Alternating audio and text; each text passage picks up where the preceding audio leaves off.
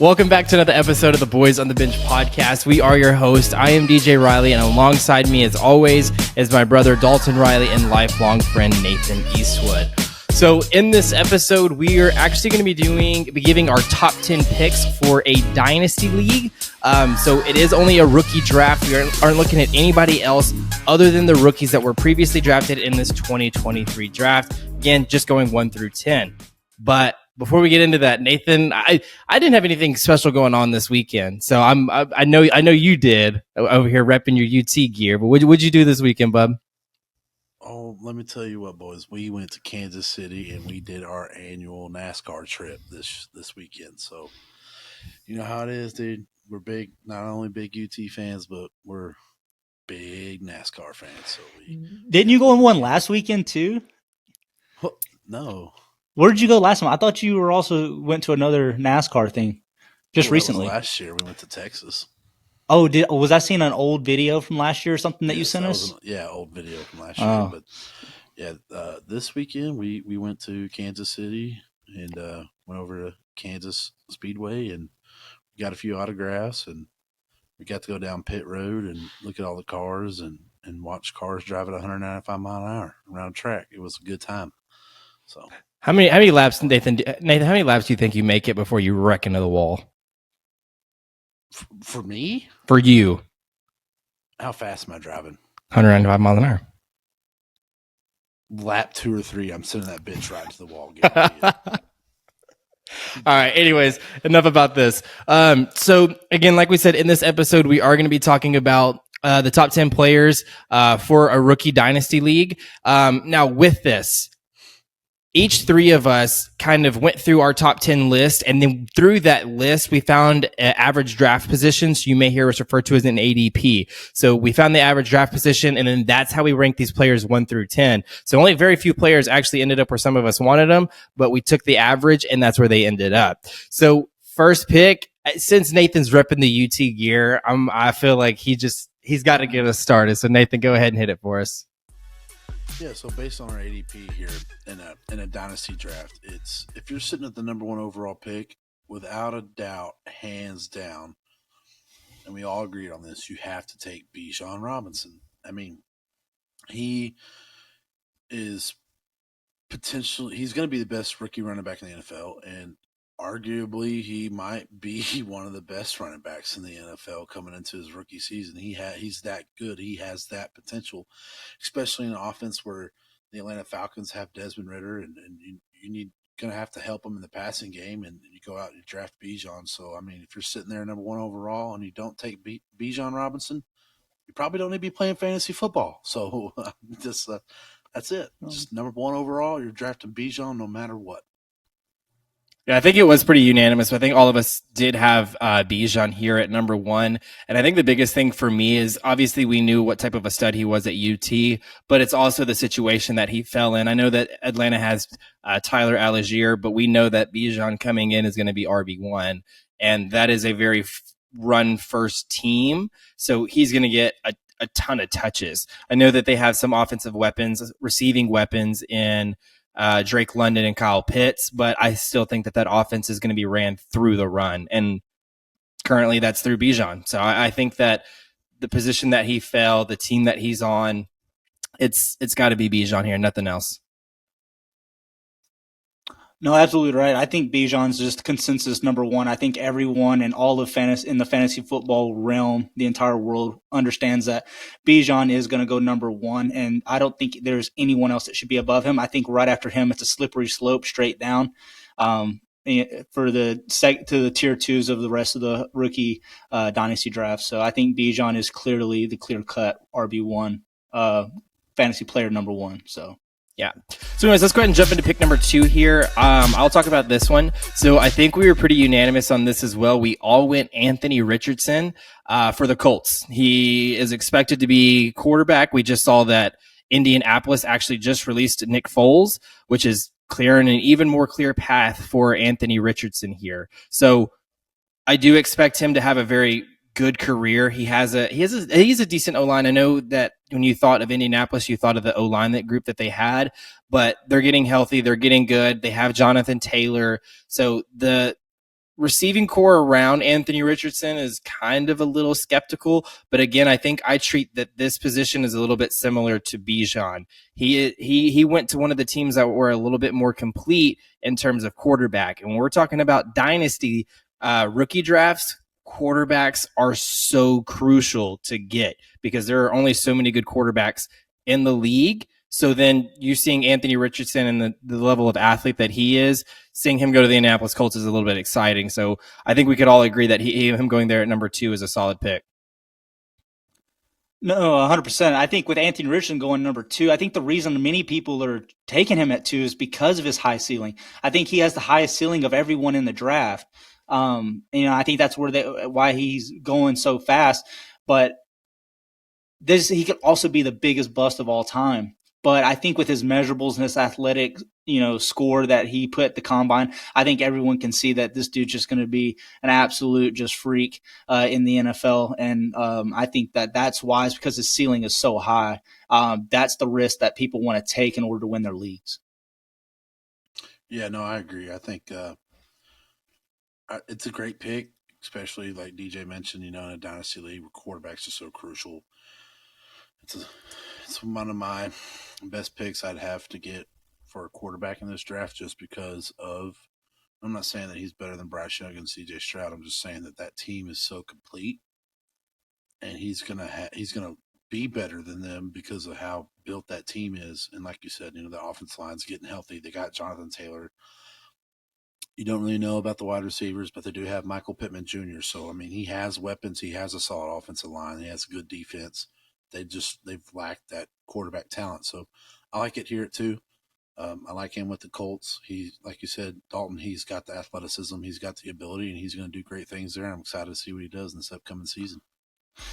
Now let's go to the other part of the spectrum of this, talking about risk. At our number 3 for our ADP for the Rookie Dynasty Draft, we have Bryce Young at number 3. With Bryce Young, the difference between Bryce Young and Anthony Richardson is I would say that with Bryce Young, we know what you're going to get. I would say that his floor is pretty high, but his ceiling is not much higher. It's like walking into a home with 3-foot high ceilings. I don't think there's a whole lot of room for growth there, but it's still a pretty high floor. I think that he's going to come in and give you, his first year, he might give you a top 20 quarterback play as his floor, but I don't see him being a top 5 quarterback. So I think he lies somewhere in between a top 5 quarterback and a top 20 quarterback. And I think that we understand being in a dynasty rookie draft, how valuable quarterbacks are, and being somewhere in that realm of quarterback play. I think that's a great value pick to get someone like Bryce Young. He's incredibly smart. Frank Reich was actually comparing him to Peyton Manning in his IQ level, being able to call plays and the amount of times they've had him practicing there in Carolina. The way he's moving the line around, they were just saying he's incredibly smart and he can just make plays. And so I think that his risk and his ceiling is nowhere near as high as Anthony Richardson's, but his floor is a lot higher than Anthony Richardson's. And I think that level of safe play is why we got him at number 3. It's a good pick because, he is going to be good at some point. I don't see him being a top 15 quarterback in his first 2, maybe even 3 years. And that's just because other than Adam Thielen, they added Adam Thielen, if I'm not mistaken. Other than that, he doesn't really have a lot of weapons that, you know what I mean? So, and the offensive line is questionable, and the defense is questionable. So, you got to think it was the number 1 overall pick, and, Carolina had a top 10 pick for a reason. So, they weren't that great of a football team. And he's eventually going to be a top 5 quarterback. I just think in his first 2, possibly 3 years, he could be a top 15 to a top 20 quarterback, and that's just because of what's around him. They have to build around him now. So it's a good pick, but, he's coming into the NFL where, you're not at college where you're the best quarterback anymore. You're competing with Justin Herbert, Joe Burrow, and Patrick Mahomes, and Dak Prescott, and all those guys. I know I'm missing a few, Josh Allen. So, those guys have really good weapons and really good offensive linemen around them. So You just Right. got to Yeah. take time for Bryce Young, and it's the patience there. So Exactly. And like for me, and Nathan, I did want to point out that you did have CJ Stroud in this draft as your not CJ Stroud, sorry, Bryce Young as your QB3 with CJ Stroud rated above him. But because of our ADP, we did end up having him at 3 because me and Dalton both had him as our QB2, but going 3rd overall. Now, for me, like to my point earlier, same thing with Anthony Richardson. Quarterbacks are crucial. You have to, if you're going with a rookie redraft, it's good. I could see you going maybe another position player here other than quarterback, depending on your team needs. But I'm sticking true to if you have a need and you're looking for even a backup, I do think that Bryce Young is one of those solid options for you. However, I think he is walking in. I know that the NFC South is a little bit of a toss up. I really don't know who is going to walk away with the NFC South. I think we're going to see something similar to the Buccaneers having close to a losing record and still walking into the playoffs. So I think that that's something we're going to see this year. But the NFC South has a tough defense. We see Atlanta adding all of the pieces. Carolina's got to face them twice. Tampa Bay has a tough defense too. You've got to face them twice. So almost half of Bryce Young's season is against some pretty tough quarterbacks, and that doesn't look like it's getting any easier. So for me, I do think that he is a good pick. I think he will have a successful career, but I do think that it will take time to develop. And to kind of go off that real quick again, as a 2-quarterback super flex league, I would say he's probably a must in the top 3. But in a 1-quarterback league, I do agree with DJ that you probably could go another skilled player here at this position. But again, Bryce Young is someone that's going to develop. I think like I said, his floor is pretty high. But he's going to, like Nathan was saying, he does come from a team that is pretty underdeveloped. But I think once that team gets to where they're needing to go, they build up that offensive line. I believe they were ranked 16th, dead middle of the league. But once they get that offensive line where they need it and they get some extra receiving help out there, I think that he is going to be right where you want him as a fantasy quarterback. yeah, and before we move on to the 4th pick, I kind of got to defend myself here since DJ wanted to call me out while I put him at my quarterback 3 here.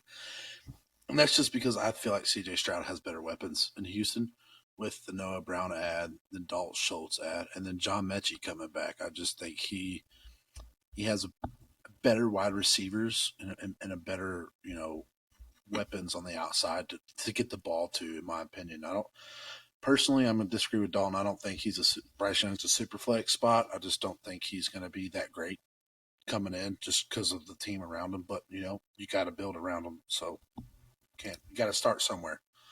But with that being said, moving on to pick number 4, and our ADP here has Jahmyr Gibbs, second best running back going off the board. We all know that the Lions traded DeAndre Swift, so he's going to come in and probably be a week 1 starter, and he's going to be a workhorse. And they wouldn't have drafted him with their first round pick if they weren't ready to use him and get him on the football field. So if you need some running backs or you need an extra flex, Jahmyr Gibbs is the second best running back option to get here. Be ready for the Lions to use him pretty heavily in the red zone, in my opinion, because he likes to go downhill and downhill fast. So he could get his touchdowns. He could get his touches. So it's a good pick. So solid. It's a good flex, good, and a good running back, depending on who your running backs are. But it's a good pick. I like it.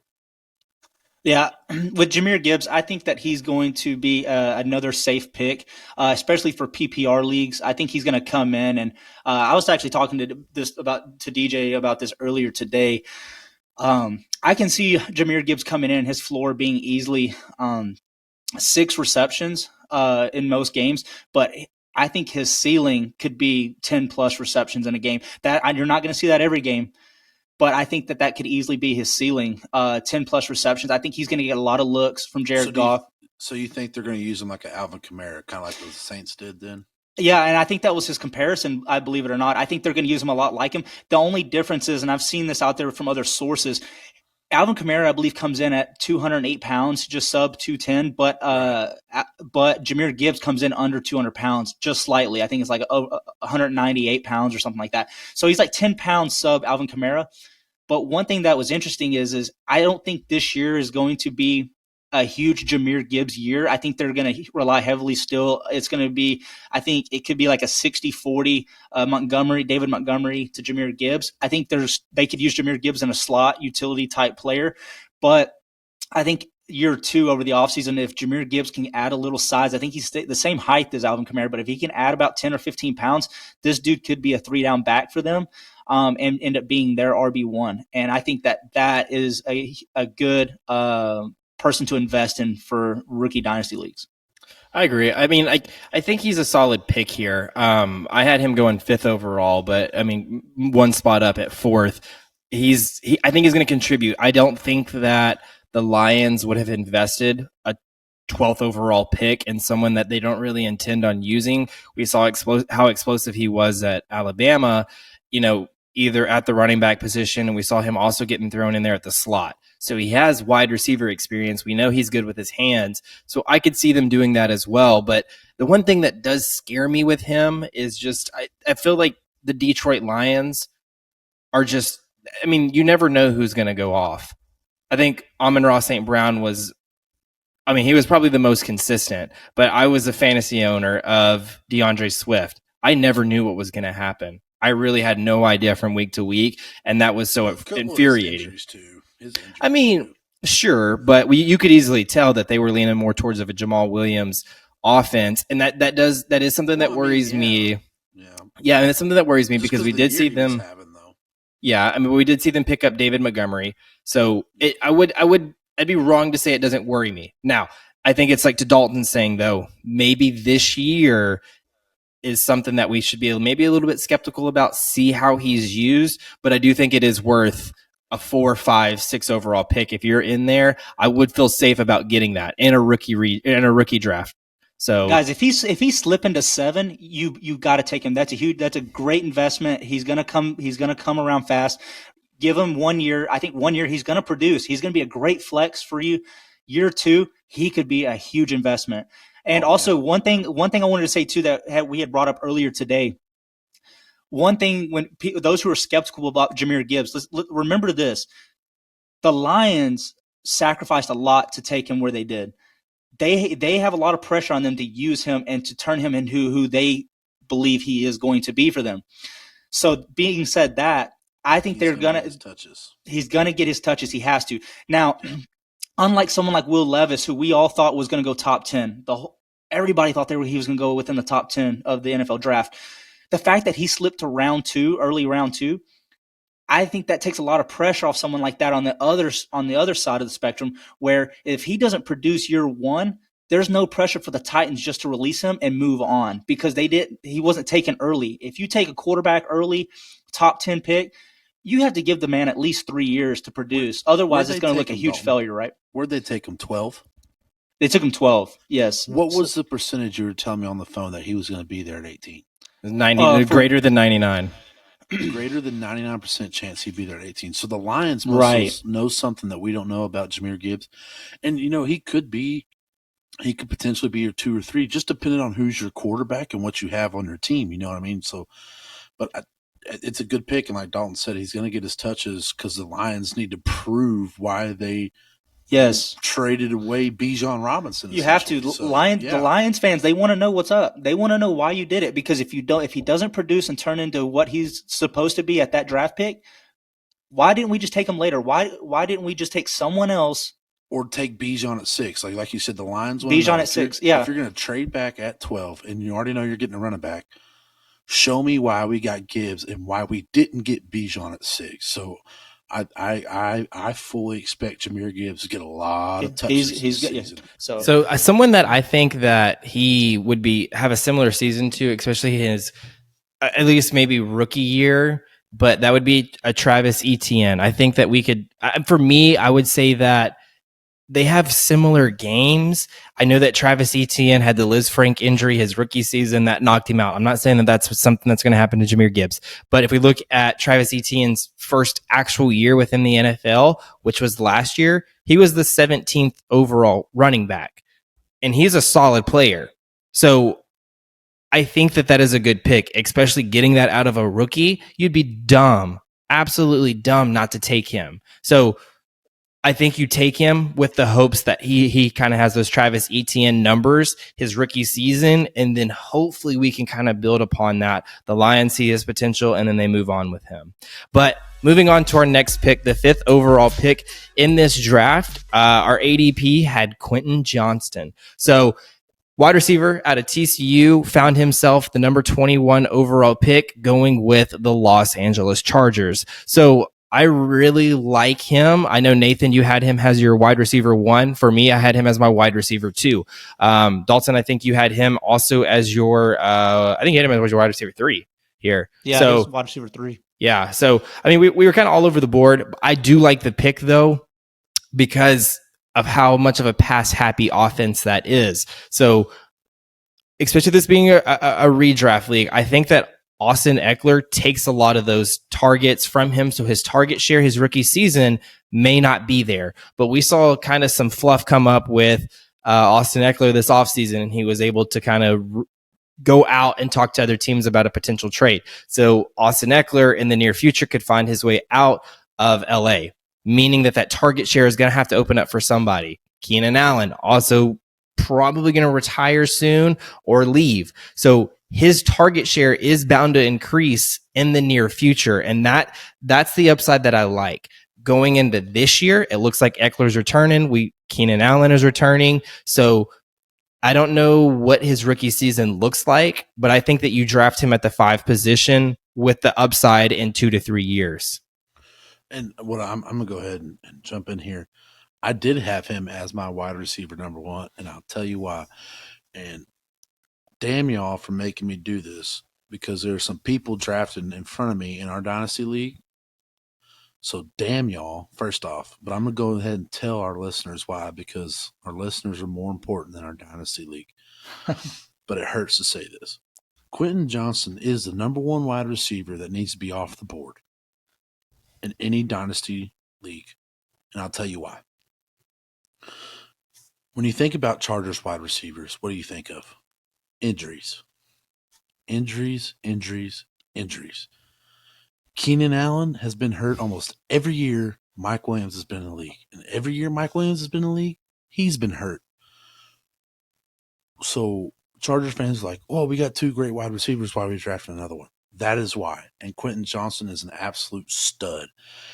And if you could see the potential, we could potentially see that either Keenan Allen and or Mike Williams is going to get hurt this year and go down, because that's just a track record of them two. That here comes Quentin Johnston. He's going to, in my opinion, I think he's going to have a hell of a year, because those 2 guys have issues of staying healthy since really Mike Williams has been in the league. And like you said, that's a pass-happy offense. They're going to gunsling it with Justin Herbert because he could sling the rock, dude. So if one of those gets hurt, who are you going to go down the field to? Quentin Johnston. And that's why I think he's going to be the best wide receiver, in my opinion, just because of the injuries that they have. So that's my thought. And if I'm sitting at 5 and no wide receiver has been off the board, that's what I'm taking. Easy, just because of injuries. No, I think that's good points from both of you. I totally agree that Quentin Johnston could very well be the number 1 receiver there, given some time in about 3-4 years. I can definitely see him being a top receiver in the league. But I think it's going to take some time, and I think that's one reason some people aren't taking him as quick, because they're like, oh, he's still got Mike Williams and Keenan Allen, and you've still got Austin Eckler there taking shares. And I think that's very hard for people, because they want to see immediate impact right now, right away. With him, it's going to be another investment. It's something that you're going to have to invest in. But to Nathan's point with Keenan Allen and Mike Williams, always being injured, I think very easily we could see Quentin Johnston go the hell off this year, that early, go the hell off. That's why I had him at wide receiver number 1. And now I know we have a lot of issues with him, catching, passes with his body. He's not very good getting his hands out in front. I think they can work with him with that. But the reason I still like him where he's at is because Justin Herbert throws 50 freaking balls a game. Like, he's one of the highest throwing passers in the NFL. And so as a fantasy, player, I drool all over that, right? From a quarterback play who loves to throw and gunsling the ball. I think that Quentin Johnston's in a wonderful position, from a fantasy standpoint. And I agree. I think this is going to be awesome. I think it's going to be great to see him develop and be behind Keenan Allen too, and Mike Williams to kind of train him up too. On top of that, even though they're injured, I think that this dude could be a stud. And now moving on to pick number 6, we have Jordan Addison. Now, the reason we have him here, I actually had him as my wide receiver number 2, right ahead of Quentin Johnston. So I had him as my number 2 because I feel like he's the receiver with the least amount of question marks around him out of all the receivers in this draft class. The reason I say that is not because of his ability or anything like that, but because of what he's coming into. Now, for those of you that want immediate impact right now or right away, this is the receiver that's going to do it. Unlike JSN, Jackson Smith, and Jigba, he's walking into a situation where you still got Tyler Lockett, you still got DK Metcalf, and some people have question marks around Geno. Is he still going to be a top 5 quarterback this year? I think he was at number 5. Are we going to see that same productivity? There's a lot of questions around that. And then with Quentin Johnston, like we just said, with the wide receiver room he's coming into, there's injuries, but we need an injury. But for Jordan Addison, he's already, before he even put a helmet on or even showed up to the facility, he's already wide receiver number 2 for that team. Right? There's no one else there. He's backing up Justin Jefferson. And so I think he could be a PPR beast right away. I think he could go in there and he can average, 8 targets a game. And I think because he's going to perform pretty well. And a lot of people were saying that he could have easily been a number 1 receiver in this draft, but what kind of hurt him was his size. They were saying if he had about 20 pounds heavier on him, he could have probably, with his tangibles and everything else that he's good at, he could have been the number 1 receiver in this draft. He's that good, but he's just undersized. So he doesn't really have the size to be the true number 1 receiver on the field. But I think then again, he can still be, a PPR beast with his size and being the number 2 receiver behind Justin Jefferson. Yeah, for me, Jordan Addison was my wide receiver 1 in this draft, and I think it was to what you said, Dalton, is if you're looking for immediate success in a wide receiver, if you're looking to win this year from a rookie draft, if you don't have Bijan, I think that you go Jordan Addison. And I think it's because, yes, he's walking into a situation, again, Minnesota just let go of Adam Thielen. So target shares are picking up somewhere, and the next dudes are either KJ Osborne or TJ Hawkinson. So I think Jordan Addison is a dude. We saw him. He had a very good career at Pitt, but then he transferred his last year to USC, had a very good year at USC as well. So it almost seems like it doesn't matter who's throwing him the ball. He's going to produce. It doesn't matter. He is really going to produce. So I know that there's question marks around Kirk Cousins for the Vikings. So that does scare me. But again, to my point that I just said, I almost don't think that it really cares because of the technician and route runner that Jordan Addison is. And also to that, he's walking into the building with Kevin O'Connell as his head coach. And we saw what Kevin O'Connell did with the Rams and Cooper Kupp and Robert Woods and all of them. Like, he finds a way to get his receivers in space and lets them do work. And that's Jordan Addison's specialty. Get him in space, let him run the slot. That's what his size is. I assume he's going to come into this as the slot receiver. He's going to have so many opportunities. So like you're saying, Dalton, he's going to have anywhere from, 6 to 10 targets a game. So, and that's going to probably be his career, especially if he's backing up Justin Jefferson, who I expect to stay in Minnesota for a long time. So you're looking at 6 to 10 targets for his career. I'll take that every day of the week in PPR. Right. I can see something similar to a young Adam Thielen. I think he's going to come in and be that young Adam Thielen, exactly the same output we saw from Adam Thielen about 5 or 6 years ago. That's going to be, I think, the ceiling for Jordan Addison, but that's a pretty good ceiling. That's what scares me, though. That's a pretty good ceiling. That's what scares me, though, because you talk about 5-6 years ago with Adam Thielen, arguably one of the best wide receivers in the NFL. Right. Yeah, that's a great ceiling to be around. Right. Yeah. Do you agree with that, DJ? Yeah, no, absolutely. Totally. So when did Adam Thielen's receptions and yards start falling off? When they drafted Justin Jefferson. And Jordan Addison is a great wide receiver, and he has the potential to be a really good fantasy football player for people who need him. What scares me is him playing in Minnesota with Justin Jefferson, because there was times where Justin Jefferson's not getting targets. He's throwing a fit. And that's where we saw the fall off of Adam Thielen. So if Jordan Addison comes in and gets targeted crazy like Justin Jefferson did his first 2 years, how's Justin Jefferson going to handle that? What do you do? What do you do if you're a Vikings GM? You come in and Jordan Addison has a better year than Justin Jefferson? And Justin Jefferson's like, I don't like that. I don't like that. I want to be the number one guy. I want to be the best wide receiver. I want to have the most numbers on the team. No, not nobody else. That's what scares me with him going to Minnesota is how is Justin Jefferson going to react to, does his targets go down because Jordan Addison's that good? No, I think his efficiency goes up. I think Justin Jefferson I think it helps. No, but when Adam Thielen was the main target and Justin Jefferson came in and he had a great rookie year, and there was times where he didn't get the ball when he wanted the ball and he threw a fit. That's what scares me. That's what scares me with this, because when it was with Adam Thielen, it was a major fall off for Thielen in Minnesota when they had Jefferson, and that's just because of how good Jefferson was. But when there was times where he wasn't open and he was like, throw me the ball, throwing fits, it's like, hey, like you said, this is a business. You're not open every time. There's some good DBs in this league, and I just get scared with him going to Minnesota because I don't know how Justin Jefferson's going to react to how good of a wide receiver Jordan Addison is and how good of a year he could have. Nathan, that's a really good point. But I think one thing, too, we also have to realize is that Adam Thielen is going to be 33 years old this year. So I think that, too, has a lot to do with his efficiency and how he kind of fell off, too, along with Justin Jefferson taking a lot of his targets away.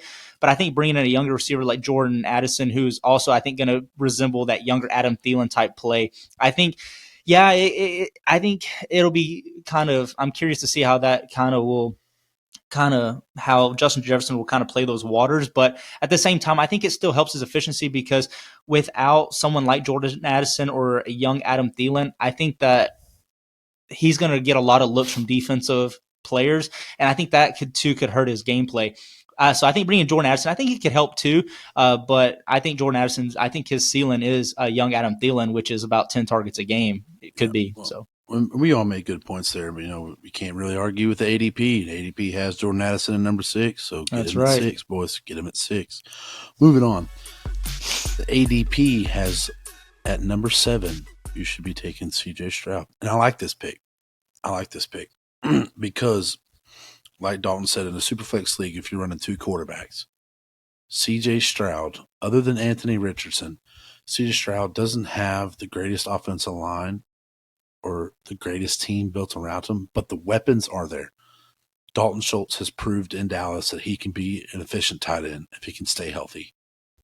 He's proven that, and we all agree with that. They added Noah Brown. Noah Brown has shown potential, but he also has had issues with dropping passes. He dropped the ball in the Jacksonville game when the Cowboys lost to the Jacksonville Jaguars on a pick 6. So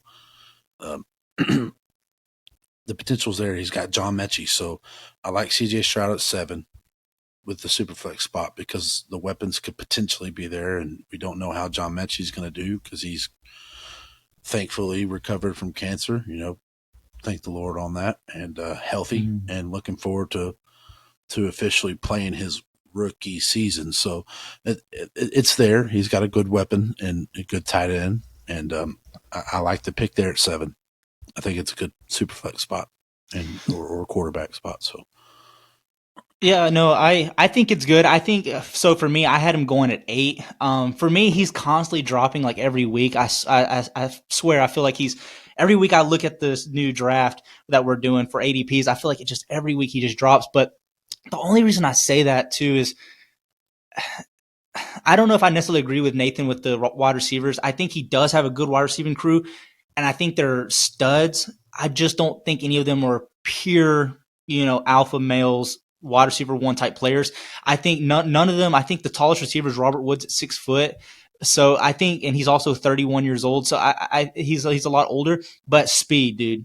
Oh my gosh, they've got speed on that team. So they do have some upside. John Mechie could be a number 1. No, it's hard for me to say too. Yeah, I think it is. I think being an Alabama fan, I would love for him to be a number 1 receiver. I just don't see it. I think he's a wide receiver 2. Really, I think he's a great complement to another bigger receiver. But I think CJ Stroud, they're going to have to get him an alpha male in there that can go in there and just go up and grab balls. And getting Nathaniel or Tank Dale right, he's another small guy. I wish they would have gone for a bigger receiver, a much taller one, that could kind of be their go-getter on a deep third down play or a red zone threat. But I just don't think they have that. I think they have a lot of slant guys, goes. Yeah. I was going to say, for a lot of drop back to pass, get rid of the ball quick. And that's exactly what it is. They've got a lot of PPR studs on that team. I just don't see anyone that's a go-getter, like go up and just get it, right? Moss and nobody, right? So that's the only thing I have on CJ Stroud. Also with CJ Stroud, he's not really a mobile quarterback. He can run with his legs. He's shown that at Ohio State, but he's really just a pocket passer, and I don't see anything else with that. And also saying that too, my other big knock that I have on him is he also comes from Ohio State where they just breed freaking wide receivers. He played with the top of the wide receivers, his entire career or at Ohio State. And so coming from that, is he's still going to be able to produce like he did at Ohio State, come in where he's not going to have the same productivity of wide receivers at Houston. So that's one thing that I keep knocking him down.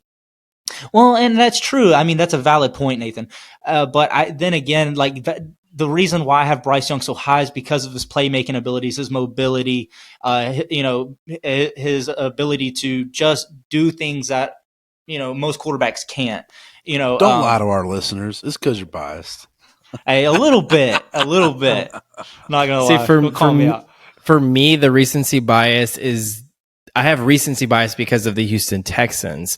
I anytime I associate the Houston Texans, I just think of it bad. I do think CJ Stroud was the perfect move for them. I think that is absolutely what you do at that position, taking him 2 overall. So I am excited to see what he does. But Dalton, you did bring up a good point about the wide receivers that are kind of there, with Robert Woods potentially being one of the tallest guys there in the wide receiving room. Because Robert Woods, John Mechie, and then they just drafted Tank Dell. Right, and I think that they went Nico Collins. I think Nico Collins is their number 2 guy. Yeah, I think he's coming. I think he's coming off an injury, and Nico Collins had a very good season last year. Not very good in terms of showing a lot of true potential, but again, that could be because the Texans were just kind of crap. But I do like Nico a lot there. So he has weapons, but to what both of you are saying, Dalton, though, Nathan, he does have weapons, but Dalton, he doesn't have superstars. He has pieces, and I think that they're going to be really good pieces for him to get adjusted to the NFL. I don't think that he comes in, and I don't think that I think he's going to finish probably the bottom 10 of starting quarterbacks. So that's this year, though. We're not drafting a dynasty quarterback for this year. We are looking, right. We've said in this podcast multiple times today that quarterbacks are crucial, and seeing him come in for us at number 7, if you have him at 7 and you have even a glaring need, just a small little need of a quarterback, I think that you would be dumb not to take CJ Stroud. They're one playmaker away from CJ Stroud being this ridiculous quarterback. Okay, let me take the risk. I'll do that. I'll take the risk. Yeah, and go back to Nathan's point really quick, and what we've all been saying, guys, this is a rookie dynasty draft, so you got to remember that these are investment players. So CJ Stroud, the reason we kind of, donked him a little bit and, kind of nitpicked on him, but at the same time, guys, he's going to be an efficient quarterback in this league, and if you give it time and they get the necessary pieces and they get him an alpha male out there, a good X receiver, dude, I think he's going to be okay. Okay, so. Yeah. Moving on, though, we will go into the 8th overall pick in this draft for us, and that for us is going to be Jackson Smith-Njigba. So I'm sure that y'all were. Heck? I know number 8, and that's wide receiver. That's wide receiver 3 for us at JSN. So I'm sure a lot of people are probably wondering, where is JSN at? Y'all must have forgot about him. He just got drafted, but for me, falling down to 8, I think that looking at the 2 wide receivers that we picked ahead of him, right? Jordan Addison is going to come in. He's going to show immediate success. Jackson Smith is not. He is going to have to sit behind DK and Tyler Lockett this year. So for me, I'm taking Jordan Addison over him. And I think Jordan Addison has the skill set to where he has a very good rookie season, but then also keeps that up. I don't know if he gets much better than necessarily his rookie season, but he's going to be a very good wide receiver for your team. And then also Quentin Johnston. He went to a team that is very pass happy. And there are people on that team with the Chargers that are most likely on their way out. That target share is only going to increase for him. So not saying that Jackson Smith isn't going to have a good career. I just think that there are two wide receivers ahead of him that were in a little bit of a better situation. I, in fact, think that Jackson Smith is going to have a good career, but it's going to take a little bit of a waiting time. And the reason, again, for me, I kind of had him as my wide receiver 3 is, again, not being able to necessarily produce this year, sitting behind the two receivers. I think Tyler Lockett is on his way out soon. I don't know when that is, maybe a year or another year or two down the road. I don't think it's after this season. It could potentially be. But then also Geno Smith, he's a little bit of an older quarterback. So now there's question marks around that. Who is it that is next for them? So that worries me as well. Yeah, no, I'm going to agree with you. I'm not going to hit pretty hard on this one because I think we're all in agreement on where the wide receiver room that he's in. You already have DK Metcalf there, and that dude is an absolute freaking stud at the wide receiver. I mean, hands down, stud. And you have Tyler Lockett, and people say, "Oh, well, he's getting old." Yeah, he's getting old, but he's still producing. Okay, so Jackson Smith and Jigba will have a phenomenal career, but he's got to wait his turn. And that's because Tyler Lockett is old and still producing, and because DK Metcalf is just a freaking stud. But Jackson Smith and Jigba will not come in. Even when Lockett retires, Jackson Smith and Jigba will not be a wide receiver 1. He won't, because DK is there. As long as DK is there, DK is the number 1 wide receiver. And that's just how it is. But JSN is a good wide receiver. He will be a good PPR receiver. He's just got to wait his turn. No, I totally agree with that. I think that's kind of what knocked him down our ADP quite a bit, was mostly because of the fact that, one thing that kind of got me was, we also had that injury concern. We talked about it before earlier in one of our older podcasts, but he only played 3 games last year. He was out most of the season, and there's some questions there with his knee, but at the same time, it's been a while, and I know he can, people forget about knee injuries once they come back and they produce, right? But we haven't seen that yet, and I think that kind of hurts that. It is a dynasty league, and I don't want to waste my pick. But at the same time, good receivers are going to find their way out and make, they're going to shine eventually. They're going to make the best of their circumstances, whether they stay there where they're at or they're going to go somewhere else. And that's a good thing about receivers. They play longer, and they end up getting to where everything will work out. But like we said, I think he has a very similar situation to Quentin Johnston. He's got people ahead of him. There's question marks. When is he going to be a breakout star? Is it going to be this year, next year, 3 years, 4 years? And like Nathan's point, I don't think he'll ever overstep DK Metcalf as long as he's there. So I think he'll never be more than a wide receiver 2 at that point, even though he is probably the most bona fide wide receiver in this draft. But then again, just because of his landing spot, I think that's kind of where, it kind of knocks him down a bit. So as for our next number 9 in our ADP is another receiver, Zay Flowers. So with Baltimore, I think this is a great value pick at 9. I think we have him coming around at 4, our 4th receiver off the board. So I think this is a great pick.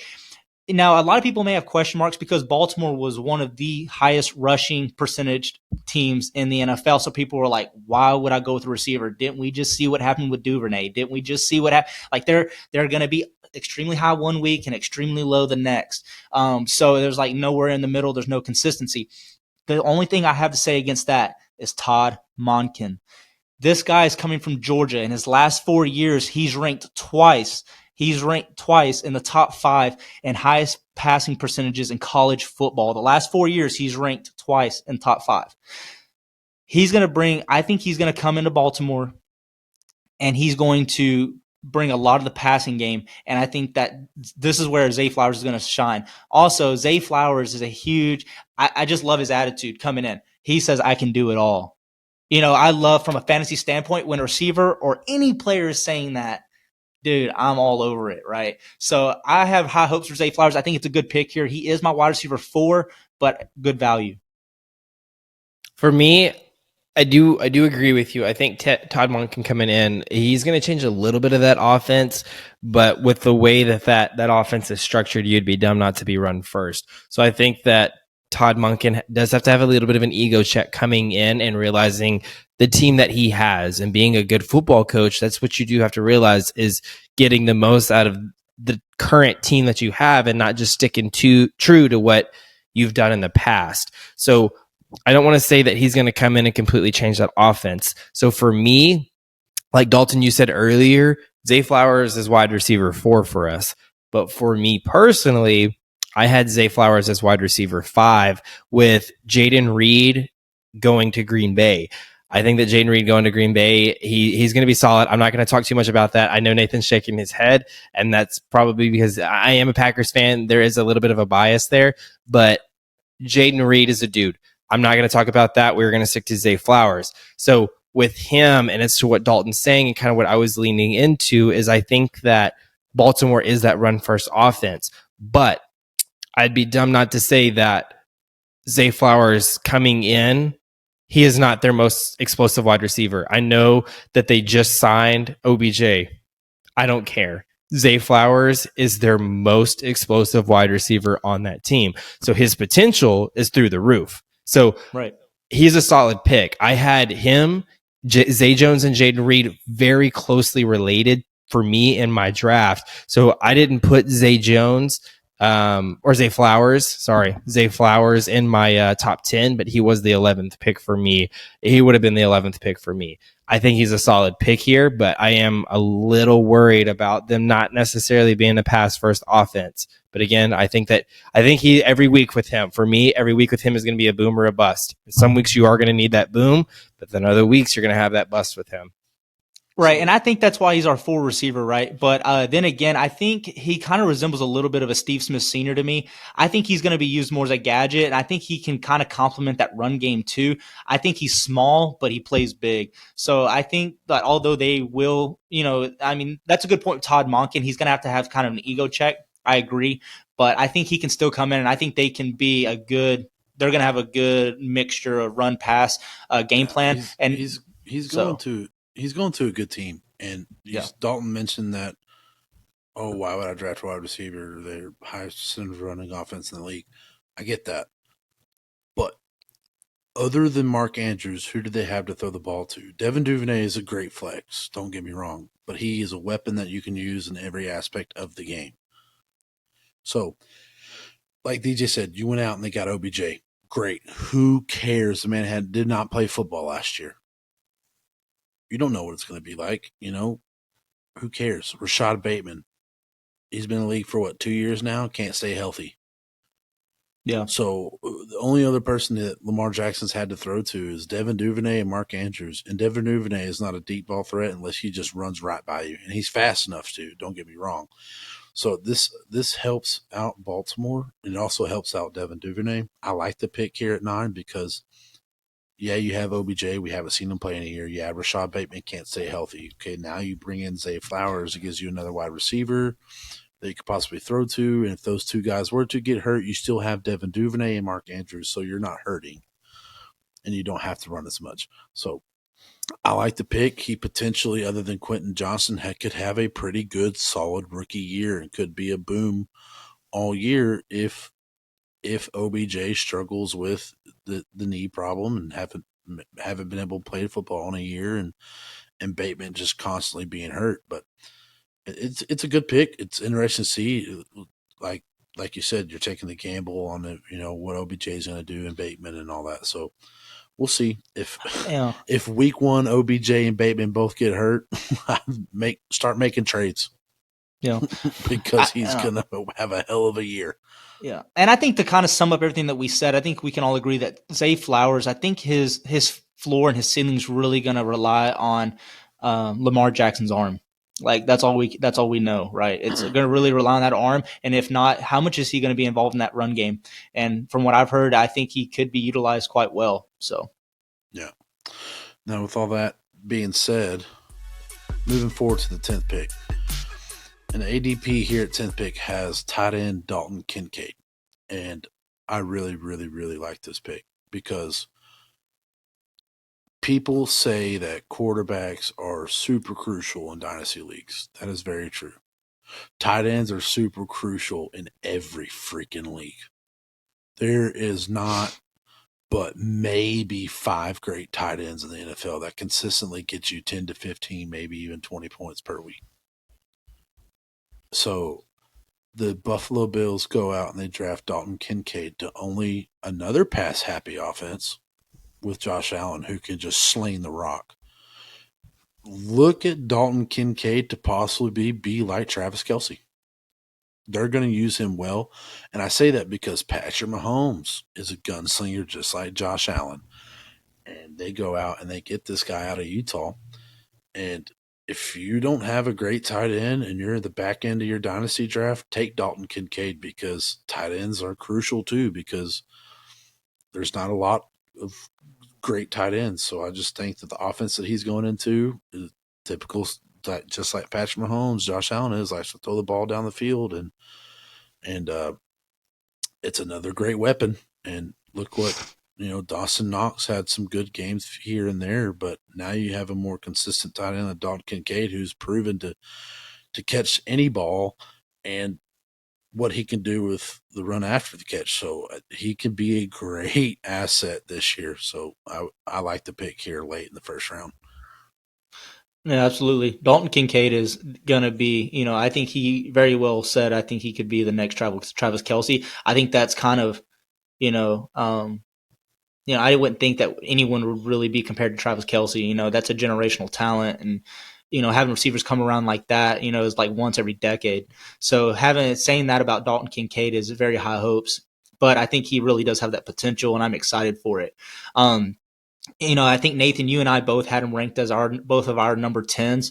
The only downside, I have to Dalton Kincaid, and it's not even anything to do with him. It's to do with his position as a tight end. I'm not very big about drafting tight ends in the first round, especially in a redrafts. I just, even taking Travis Kelce in the first round, I've never done it.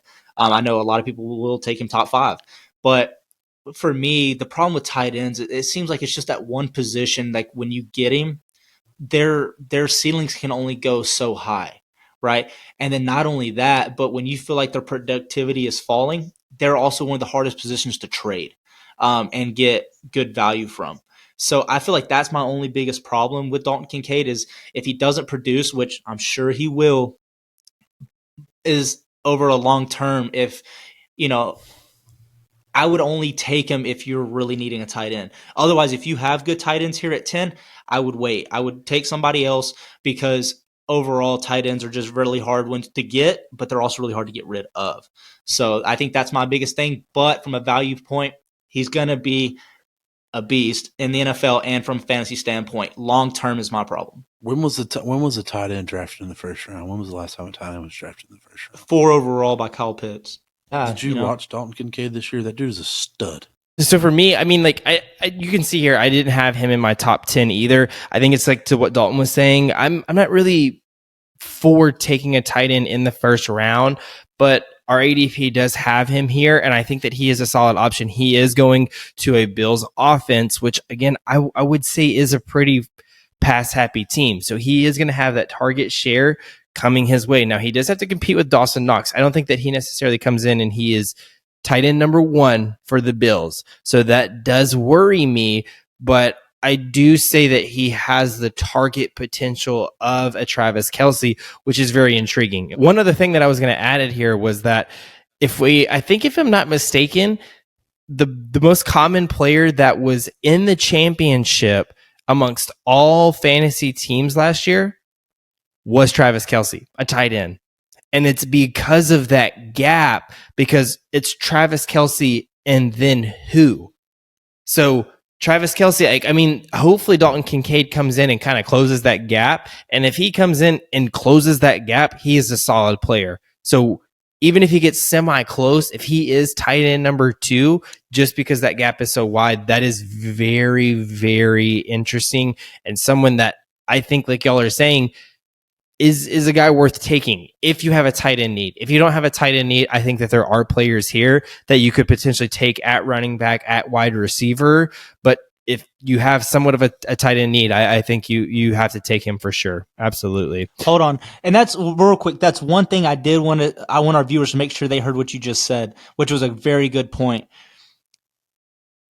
Tight ends are essentially seen as gaps. It's how they should be viewed, right? You probably have 5 really good tight ends in the league, if that. Guys, those could be seen as extra utility players on your team, whereas if you just have a plug-and-play tight end, that could really be hurting your team overall week to week to week. Absolutely. And if anything, even if you get him and you look at him as a future trade asset, I think that that's what he could be for you as well. If you have a young tight end that already produces, take him, and even if he produces more than your tight end one currently on your team, look at a potential trade candidate.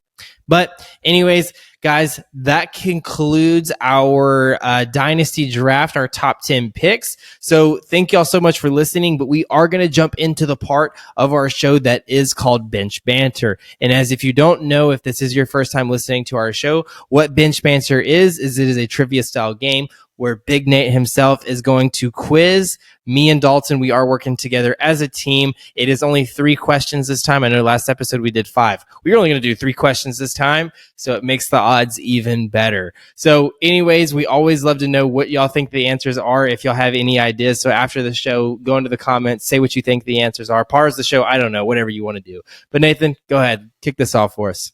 All right. Question number 1. Which NFL team had a winless season in 2008? In 2008? Okay. So, Dalton, that was the season that Brett Favre went on the Madden cover.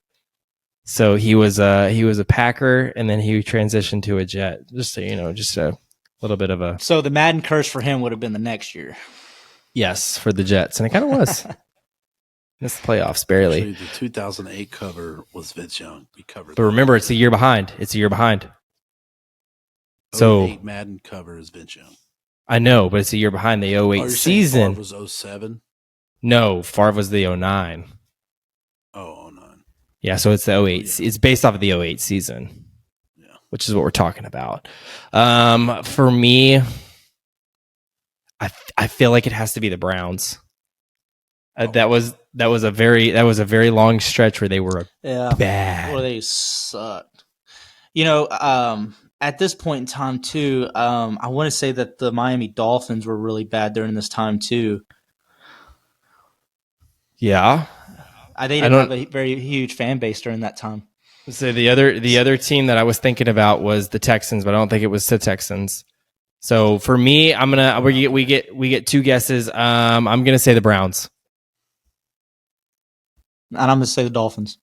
The correct answer is the Detroit Lions. Oh, no.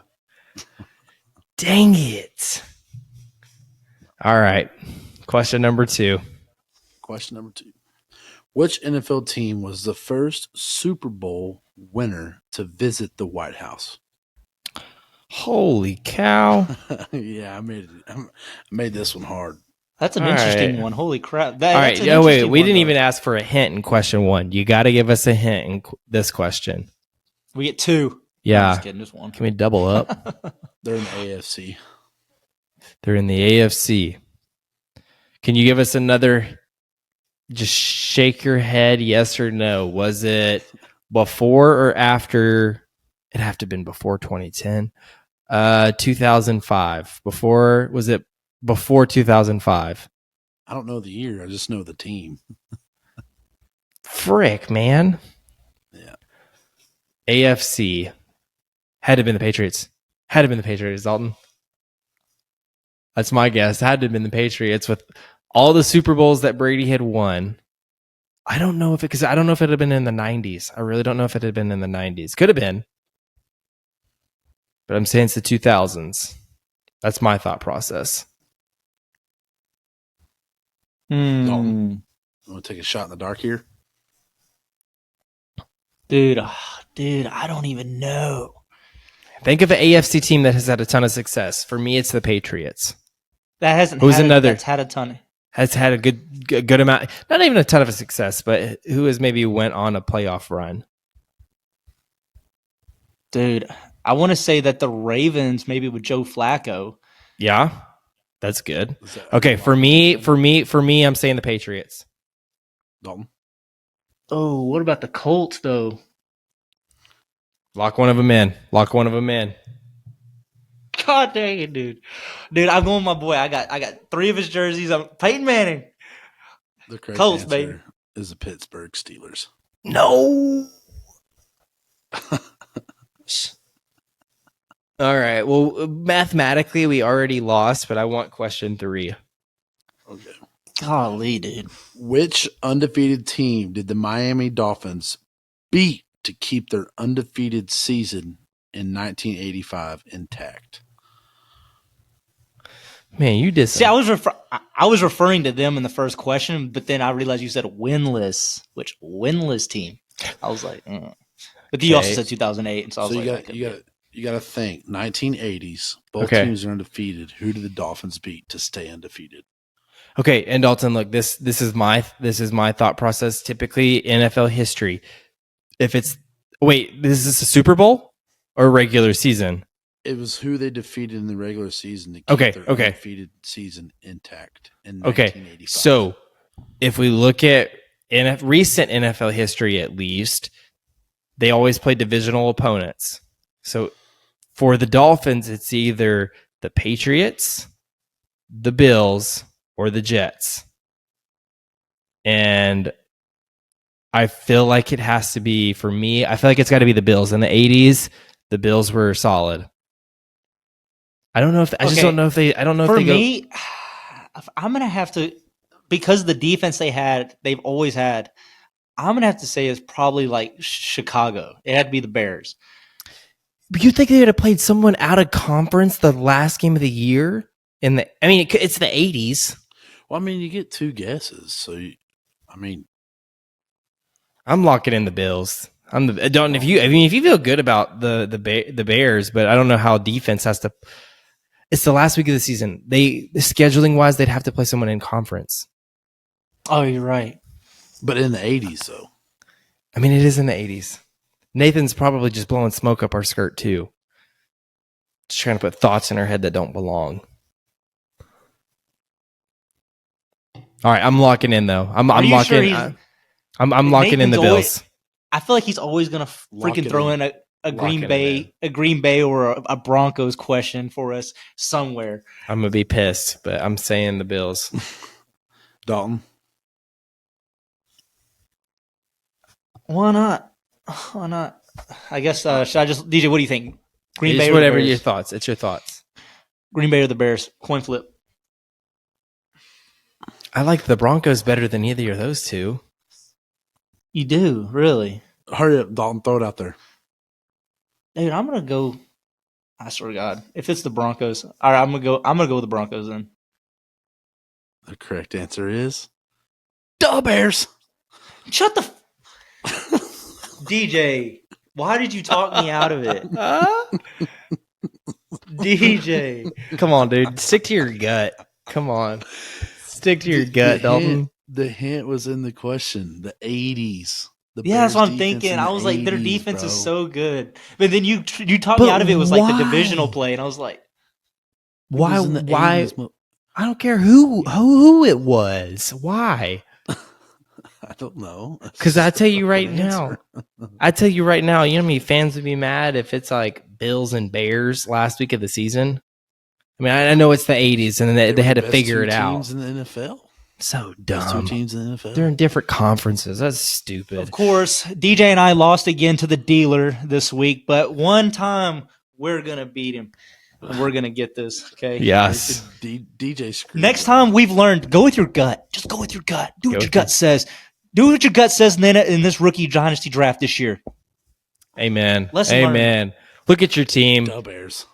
Maybe not listen to us. I don't know. But either way, thank y'all so much for the listen. I do appreciate it if y'all have made it to this part of the episode. I always love doing these bench banters. And one time me and Dalton will work together to go for a winning record for the episode. So props to the brothers. We are not thinking like brothers and trying to get the right answers. But anyways, thank y'all so much. Y'all's problem is that y'all always say the right answer, but y'all always just switch it. We talk each other out of it. Next episode, that's what we do, is whenever we each say our first team, and then we don't stray off of that. Just leave it. Whatever it is, we just say it. First thing that comes to our mind, we just say it. So, but anyways, I wonder again, what was going through Nathan's head with the coin flip. Green Bay or Bears, DJ? Green Bay or Bears? I was pulling Neither. for you, Dalton. I was pulling for you to stick with the Bears. Broncos. Anyways, guys, thank y'all so much for the listen. Like I was saying, y'all can find us on our website at boysonthebench.com, and through our website you can find all of our social media platforms. Find us on YouTube, where this is always going to be, also on Spotify or Apple Podcasts. But the easiest way to see where you can get connected with us is through our website, boysonthebench.com. But anyways, thank y'all so much for the listen, and we will see y'all next episode. See you. Pleasure riding the pine with you, boys. Later, guys.